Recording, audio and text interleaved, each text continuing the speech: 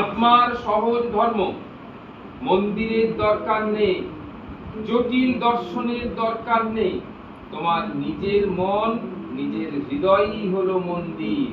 তোমার দর্শন হলো অতি সরল, স্বাভাবিক এবং হৃদয় উত্থিত দয়া। এটাই হচ্ছে আমাদের আসল মন্দির। তাহলে সরলতা আর স্বাভাবিক হৃদয় উত্থিত দয়া। শ্রীমা সারদা বলছেন, সংসার কি তিনি ছাড়া? তিনি সবখানেই আছেন, তিনি সর্বত্রই তিনি রয়েছেন, এমন কোনো জায়গা নেই যে তিনি নেই। মা আরো বলছেন একদম শেষ পৃষ্ঠা, তিনি যেখানে যেভাবে রাখেন সেখানেই সন্তুষ্ট থেকে, এটাই বড় কথা। তিনি যেখানে যেভাবে রাখেন। এখানে মার একটা বিখ্যাত বাণী আছে, কি হিন্দি কথা একটা বলো, সন্তোষের সমান ধন নেই, সহ্যের সমান গুণ নেই। এটা একটা। আর একটা কি বলছেন, যখন যেমন তখন তেমন, যেখানে যেমন সেখানে তেমন, যার কাছে যেমন তার কাছে তেমন। এই তিনটে কথা একসাথে। যখন যেমন তখন তেমন, যার কাছে যেমন তার কাছে তেমন। এই যে কথাগুলো তিনি বলছেন, যে এক একটা অবস্থার কথা, যে একই কথা দুজনের কাছে চলবে না। এইগুলো আমরা দেখেছি বিশেষ সিদ্ধ সাধকদের। সীতারাম একজন গৃহস্থ মানুষকে যে জ্ঞান দিচ্ছেন, একজন সাধুকে সেই জ্ঞান দেবেন ঠাকুর শ্রীরামকৃষ্ণ। গৃহস্থ লোকেদের যখন দক্ষিণেশ্বরে ছোট ঘরটিতে বসে উপদেশ দিতেন, তখন সবাই সামনে বলতেন, সেগুলো সব বইতে লেখা আছে। তিনি যখন গুহ্য কথা বলতেন সন্ন্যাসীদের আলাদা করে, ঢুকিয়ে দরজা বন্ধ করতেন। সে কথা কেউ জানে না। মানে স্বামীজিরা যদি নিজেরা প্রকাশ করে তবে আমরা জানতে পারবো, কিন্তু প্রকাশ্য নয়, গুহ্য কথা। যে তোরা কিভাবে জীবন গঠন করবি, তোরা কিভাবে থাকবি না থাকবি, সেগুলো গৃহস্থ লোকেদের নয়। হ্যাঁ, সেটা হচ্ছে কি কামিনী কাঞ্চন। আমরা সবাই জানি কামিনী কাঞ্চন এটা কাদের জন্য বলতে? গৃহস্থদের না, পুরুষ ভক্তদের। গৃহস্থদের বটেই, পুরুষ ভক্তদের, পুরুষ গৃহস্থদের কামিনী কাঞ্চন। হ্যাঁ, আর যখন বললো কি, যখন স্ত্রীরা থাকতো তখন বলবো কাম কাঞ্চন। মানে স্ত্রীদের জন্য পুরুষেরা হচ্ছে কাম, আর পুরুষদের জন্য স্ত্রীরা হচ্ছে কামিনী। এই জন্য হলো কামিনী কাঞ্চন ত্যাগ করতে হবে যখন পুরুষ ভক্তরা রয়েছে। আর যখন মেয়েরা থাকতো, মায়েরা থাকতো, তখন হলো কাম কাঞ্চন ত্যাগ করতে হবে। অর্থাৎ তোমরা যে পুরুষের সঙ্গে সংযোগ এরকম ভাবে মানসিক ভাবে দুর্বলতা প্রকাশ করো না, এইরকম ভাবে। তাই তিনি যেখানে যেভাবে রাখেন সেখানেই সন্তুষ্ট থেকে। উদ্দেশ্য কি? উদ্দেশ্য তাকে ডাকা ও পাওয়া। এটা তলায় ডাক দাও, স্টার্ট দাও। আমাদের উদ্দেশ্য কি? আমাদের নরোত্তম দাস ঠাকুর বলেছেন, কৃষ্ণ ভজিবার তরে সংসারে আইন। আমরা কেন এসেছি না কৃষ্ণ ভজনা করতে? নিচে মায়ায় অর্ধ হয়ে একদম। আর সীতারাম প্রায়ই এই কথা বলতেন, আমাদের এখানেও ক্লাসে হয়েছে, বিভিন্ন জায়গায় ক্লাসে তো সবসময় বলি। সীতারাম বলতেন যে তোর প্রত্যেকটি ডাক, প্রত্যেকটি গান, প্রত্যেকটি ভজন, প্রত্যেকটি আহ্বান, প্রত্যেকটি প্রার্থনা আমি শুনতে পাই, আমি বধির নই, কিন্তু আমি ঠিক করে উঠতে পারছি না। কেন করতে পারছি না? তোর ওই প্রারব্ধ, তোকে যে কৃপা করবো সেই প্রারব্ধ বাধা দিচ্ছে। সেই প্রারব্ধ ঠেলে একদিন যখন তোর সেই সুকৃতির সময় এসে উৎপন্ন হবে, সেদিন অপার্থিব কৃপা ঢেলে দেবো আমি, এবং কোলে করে তোকে এই মৃত্যু জগৎ থেকে তুলে আনবো। বুঝে যাচ্ছে জিনিসটা কি সামনে, যে ভগবান যেন কৃপা করার জন্য ডালি নিয়ে বসে আছেন।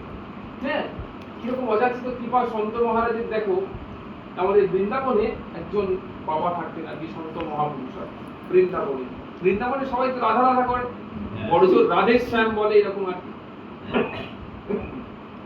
বলছে সন্ত বাবা, তিনি সকাল থেকে রাত্রি পর্যন্ত সীতারাম সীতারাম সীতারাম সীতারাম করতেন, সর্বক্ষণ সীতারাম সীতারাম করতেন। সেই সন্ত মহাপুরুষ একদিন দেখছেন যে বাচ্চারা সব খেলাধুলা করছে ওখানে, সেখানে গেছে। কি বলছে, এই শোন, তাকে দেখেছে। হ্যাঁ বাবা বল। বলে বল সীতারাম। সে তো ভয়ে তখন দাড়ি ফাড়ি মুখ দেখে সীতারাম সীতারাম। এই তুই শোন, তুই বল তো সীতারাম। বলে হ্যাঁ সীতারাম সীতারাম। সেও সীতারাম সীতারাম করছে। আর একজন বলে না, সীতারাম কেন বলতে যাবো? তুমি জানো না বাবা, বৃন্দাবনে এখানে সীতারাম চলে না, বৃন্দাবনে রাধে শ্যাম। এখানে রাধে শ্যাম বলছে, এই কোনোদিন রাধে শ্যাম না, সীতারাম সীতারাম কর, সীতারাম কর। হ্যাঁ, চললেই দেবো, কিছু খাবার জিনিস দেবো, এরকম বলে। সে তখন খাবার জিনিসটা নেওয়ার জন্য সীতারাম সীতারাম করে। আর যেই ওই মানে বাবা আর কি বেরিয়ে চলে যায় ওখান থেকে, মাঠটা ছাড়ে, রাধে শ্যাম রাধে শ্যাম রাধে শ্যাম চিৎকার করে। এবার বাবা গিয়ে বাবা এক একটা বাড়ির সামনে দাঁড়িয়ে, বাবা বাবা বলল, হ্যাঁ বাবা কি চাই বাবা ভিক্ষা দেবো?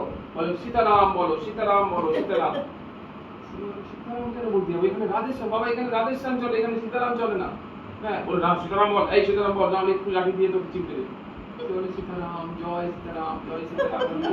এবার যেই বাবা বাড়িতে থেকে বেরোলো, রাধেশ্যাম রাধেশ্যাম রাধেশ্যাম এরকম করে। এই করতে করতে ওটা ওই বৃন্দাবনের ওই চত্বরটায় যেখানে বাবা থাকতেন চলাফেরা করতেন, সবাই বাবাকে দেখলেই পেছন থেকে রাধেশ্যাম রাধেশ্যাম রাধেশ্যাম করতে। যেই বাবা ফিরলো হয়তো সীতারাম সীতারাম সীতারাম, আবার যেই মুখটা বেরোলো রাধেশ্যাম রাধেশ্যাম, বাবা চিমটে নিয়ে চলে যেত। এবার ওই জায়গাতে এক মহাত্মা তিনি এই ব্যাপারটা বেশ 3-4 দিন ধরে লক্ষ্য করছেন এবং তিনি অনুভব করেছে যে একজন বড় সাধক, মানে এই যে সীতারাম সীতারাম করছে একজন বড় সাধক। একদিন সকালবেলায় ভোরবেলায় উনি ওনাকে ডেকেছেন, বলে বাবা তোমার সাথে একটু কথা বলতে চাই, তুমি একটু কথা বলবে? বলে হ্যাঁ বল, কি বলো? বলে আচ্ছা বাবা আপনি তো গুণজ্ঞানী, আমি তো ধ্যানে জানতে পেরেছি যে আপনি একজন বিরাট সন্ত মহাপুরুষ, এটা বৃন্দাবন ক্ষেত্র, তাহলে আপনি বৃন্দাবন ক্ষেত্রে জেনে শুনে রাধেশ্যাম না বলে সীতারাম বলছেন কেন? এটা কারণটা কি? কেন বলছে জানো? এই আমি সীতারাম বলছি, ওরা তখন আমার সামনে সীতারাম বলছি, আবার আমার পিছনে যে সারাক্ষণ রাধেশ্যাম রাধেশ্যাম করছে, যে সারাদিন 24 ঘন্টা আমি ঘুরছি, কখনো বিশ্রাম নেই না। এই নামটা করাবার জন্য, ওদের মুখ দিয়ে এই কথাটা বলানোর জন্য ওর বিপরীত মুখে আমি বলছি, ওরা বিপরীত মুখে চালিত হচ্ছে। তাহলে সারাক্ষণ যে ঘুরছি আমার পেছনে, ওরা সারাক্ষণ রাধেশ্যাম রাধেশ্যাম রাধেশ্যাম করছে, এটা তো করতো কোনোদিন এই সারাক্ষণ রাধেশ্যাম রাধেশ্যাম করতো, কিন্তু আমাকে দেখে আমাকে ব্যঙ্গ করার জন্য, উপহাস করার জন্য সারাক্ষণ রাধেশ্যাম করছে। এই সব তাদের মুক্তির পথ প্রশস্ত করে দিয়েছে। একবার সাষ্টাঙ্গে সেই সন্ত মহাপুরুষ সাষ্টাঙ্গে ওই বাবার পায়ে চলে গেল, বলে আস্তে থেকে তোমার নাম হলো রাম বোলা বাবা। বৃন্দাবনের একজন বিখ্যাত সন্ত হচ্ছে রাম বোলা বাবা।